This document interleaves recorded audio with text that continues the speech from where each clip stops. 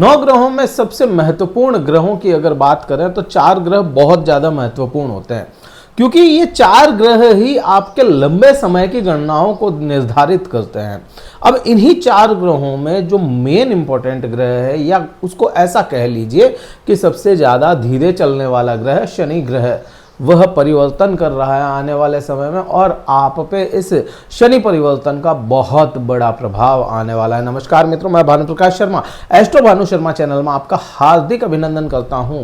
शनि ग्रह 29 मार्च को परिवर्तन कर रहे हैं। 29 मार्च को ये जो परिवर्तन हो रहा है आपके लिए, कर्क राशि वाले जातकों के लिए बहुत बड़ा बदलाव लेकर के आएगा, क्योंकि इस समय में शनिदेव की ढैया संपूर्ण हो रही है। ये जो 2.5 साल का आपने समय भोगा है, ये 2.5 साल आप लोग ही जान सकते हैं। जिनकी कर्क राशि है या कर्क लग्न है वही समझ सकते हैं कि कितने आपके साथ में परिवर्तन हुए। यहाँ पे मैं ये नहीं कह रहा कि बहुत बुरा ही हुआ होगा, क्योंकि शनिदेव का परिवर्तन आपके कर्मों के मुताबिक होता है, शनिदेव के प्रभाव कर्मों के मुताबिक होते हैं। तो हो सकता है किसी को बहुत अच्छे परिणाम भी देखने को मिलो, लेकिन अमूमन कर्म है और इंसान कर्म कर लेता है। चाहे अब इंसान की बात है, मैं भी मेरे कुछ कर्म कर सकता हूँ, आप भी अपने कुछ ऐसे कर्म कर लें, उसकी सज़ा अपने को शनिदेव की जो ढैया या 7.5 होती है उसी में भोगने को मिलती है। और शायद हाँ, ये बहुत ज़रूरी भी होता है, समय के साथ में आपको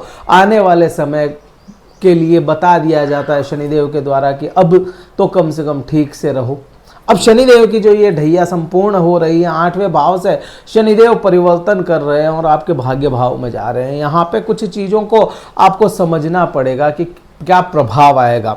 सबसे पहले तो एक बात को समझ लीजिए कि प्रभाव कब से शुरू होगा। यहाँ पे 29 मार्च को यह शनि ग्रह परिवर्तन कर रहे हैं, तो इसका मतलब ये नहीं कि 29 मार्च को या 30 मार्च को ही प्रभाव आना शुरू हो जाए। सबसे पहली बात तो यही हो जाती है, क्योंकि कोई भी ग्रह परिवर्तन करता है तो 0 डिग्री हो जाता है और वहां से इसके प्रभाव आना शुरू होते हैं, या इसको कहें कि भाई 0 डिग्री होता है और फिर वह परिवर्तन करता है। तो यहाँ पे आप पे कभी भी कोई भी ग्रह का देखना हो ना, तो सीधा सिंपल फंडा है कि 3-4 डिग्री के बाद जब कोई ग्रह पहुंच जाएगा, 3 डिग्री 4 डिग्री के बाद जब पहुंच जाएगा तब उसके प्रभाव आना शुरू होते हैं।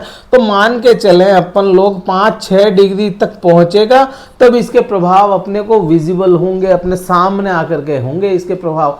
तो यहाँ पे अपन कह सकते हैं कि भाई 5 डिग्री का बल इसको चाहिए, कम से कम 4-5 डिग्री आएगा तब जाकर के इसके प्रभाव आएंगे। और 4-5 डिग्री कब होगा? ये मई महीने के बाद में या मई महीने के मिड में जाकर के ये 4 डिग्री 5 डिग्री के आसपास पहुंचेगा, तब इसके प्रभाव अपने को देखने को मिलेंगे। अब ये चीज तो अपने को समझ में आ गई कि 29 मार्च को परिवर्तन है, प्रभाव अपने को वहां पे आएंगे। अब इसी दरमियान में आप चीज एक और देखें, राहु भी इसके साथ में होगा, मतलब भाग्य भाव में आपके राहु भी विराजमान है। हाँ, यहाँ पे इस राहु के प्रभाव की मैं जरूर बात करूंगा यहाँ पे कि पिछले 1.5 साल में भाग्य का साथ नहीं मिला बिल्कुल भी आपको, और केतु वहीं इसके ठीक सामने होकर के आपके डिसीजन खराब किए होंगे।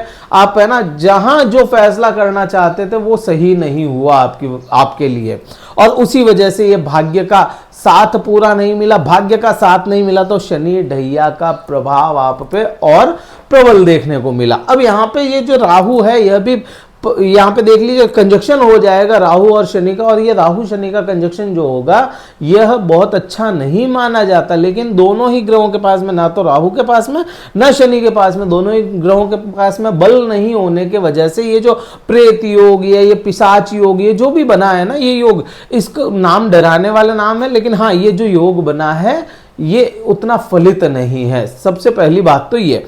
अब यहाँ पे मैं शनिदेव के परिवर्तन के बाद में प्रभाव क्या होंगे वो अगर समझे अपन, ये डिग्रीज इंक्रीज हो जाएगी शनि की, उसके बाद में प्रभाव क्या लाएंगे।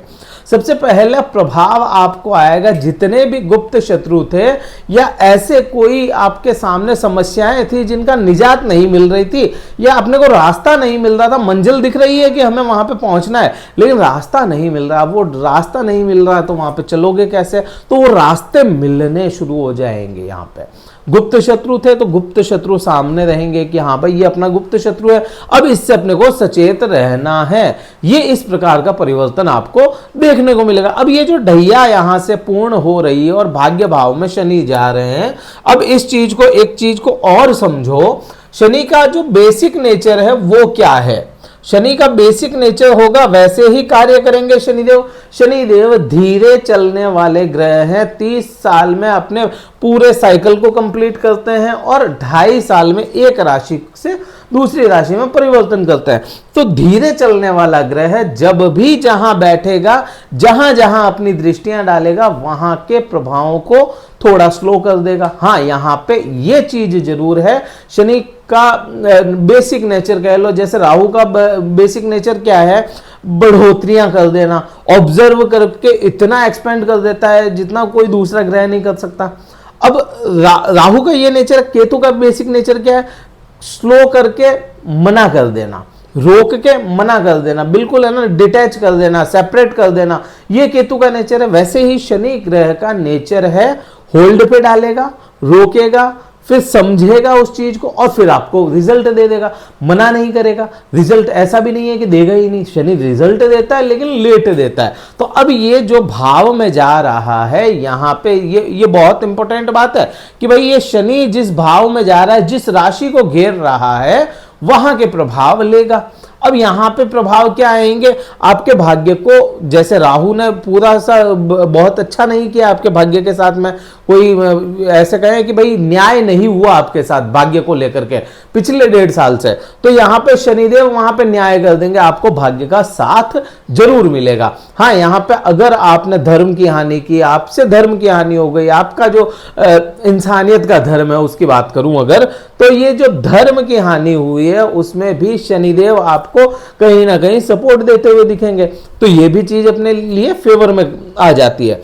पिता का साथ भी यहां पे मिलता हुआ नजर आएगा, आपके लिए पिता का साथ भी मिलता है यहां पे, तो वो चीज का प्रभाव अपने पे बदल जाएगा। अब यहां से शनि देव की जो दृष्टियां होगी वो आप देखें, तीसरी दृष्टि, 7वीं दृष्टि और 10वीं दृष्टि, ये 3 दृष्टियां शनि देव के पास में, तीसरी और 10वीं स्पेशल दृष्टि है, ये केवल शनि देव के पास में ही है। अब यहां से आप देखेंगे कि शनि देव की जो तीसरी दृष्टि है वो कहां जा रही है, शनि देव की 1, 2 और 3 वृषभ राशि पे जा रही है। वृषभ राशि आपके लिए क्या, लाभ भाव का कारक बन गई। अब इतने समय से शनि देव की यहां से दृष्टि थी, यहां पे कर्म में बहुत मेहनत करवाई, कर्म करवाया, लेकिन उसका फल उतना नहीं मिला, तो ये जो कर्म किया था उसका फल अब यहां से मिलना तय अपने को समझ में आता है। हाँ, ये फल जो होगा, ये जो लाभ होगा, धीरे आएगा लेकिन आएगा जरूर। इसका प्रभाव यहां पे अपने को ये समझ में बिल्कुल क्लियर आता है कि भाई सब चीजें आ रही है लेकिन स्लो आएगी, आज आनी थी तो वो कल आएगी, कल आनी थी तो परसों आएगी, तो इस हिसाब से यहां पे रिजल्ट शनि का अपने को मिलेगा। हाँ, मान सम्मान आपका कम हुआ, अगर सम्मान आपका टूटा, आपकी इज्जत में कोई दाग या इस टाइप का लगा हो कि भाई इज्जत नहीं हुई जहां होनी चाहिए थी, तो वो भी चीज यहां पे समझ में आती है कि मान सम्मान की बढ़ोतरियां यह शनि दिखाता है अपने को, यहां पे ये चीज है। अब ये शनि की जो टेढ़ी दृष्टि है, यहाँ पे प्रॉब्लम यही है, एक ही प्रॉब्लम है इस टेढ़ी दृष्टि में, हालांकि है अपने मित्र के भाव पे, तो प्रॉब्लम क्या है, केवल एक कि भाई ये शनि है ना, यहाँ पे बहुत ज्यादा फास्ट नहीं करेगा, जो प्रभाव है धीरे धीरे आएंगे, ये चीज है। अब यहां से शनि देव की आपके द्वितीय भाव पे भी दृष्टि थी, मतलब यहां जब शनि देव रहे हैं आपके 8वें भाव में, तो ढैया के समय में आपकी वाणी खराब हुई, यहां पे ये चीज का प्रभाव था। अब शनि देव की सीधी दृष्टि यहां पे भी होगी।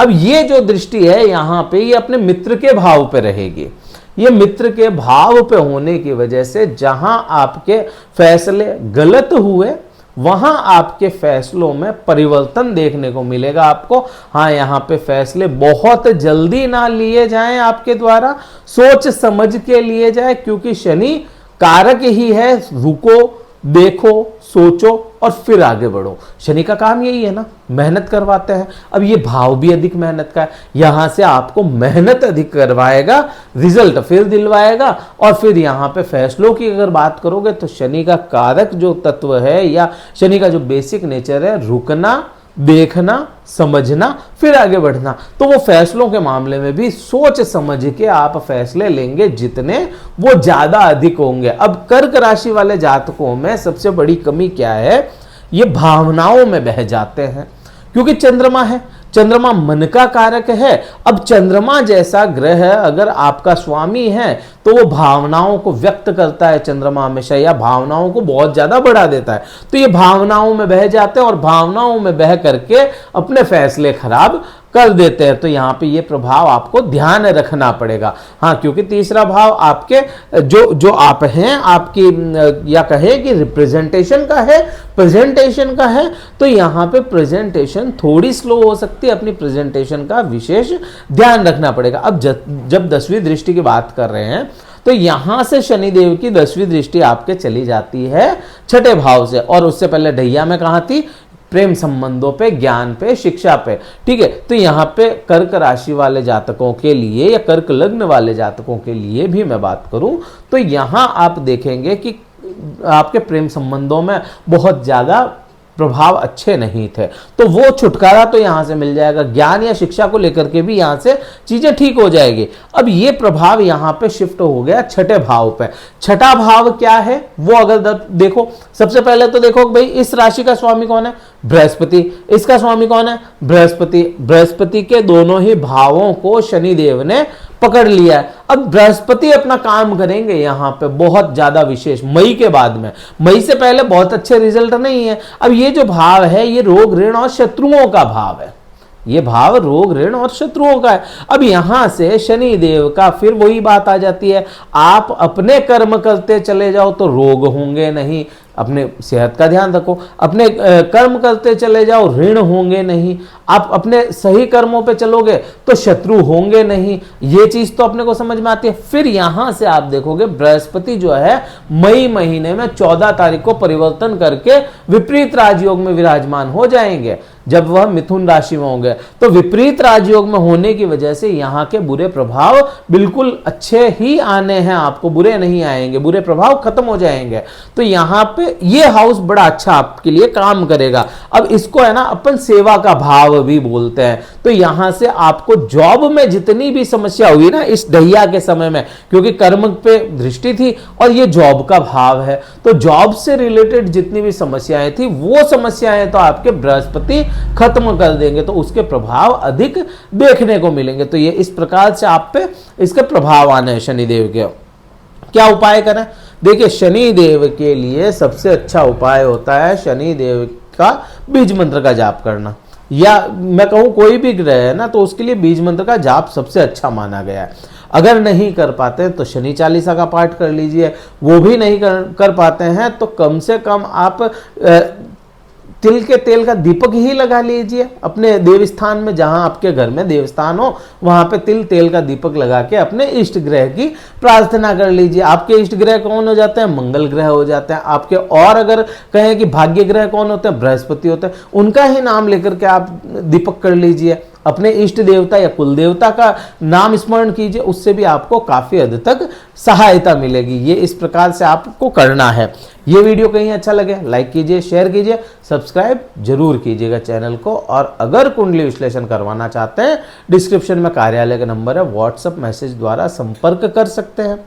आप अपना स्लॉट बुक करवा लें, फिर मुझसे बात कर सकते हैं। इस वीडियो में इतना ही था। जय हिंद, वंदे मातरम, भारत माता की जय।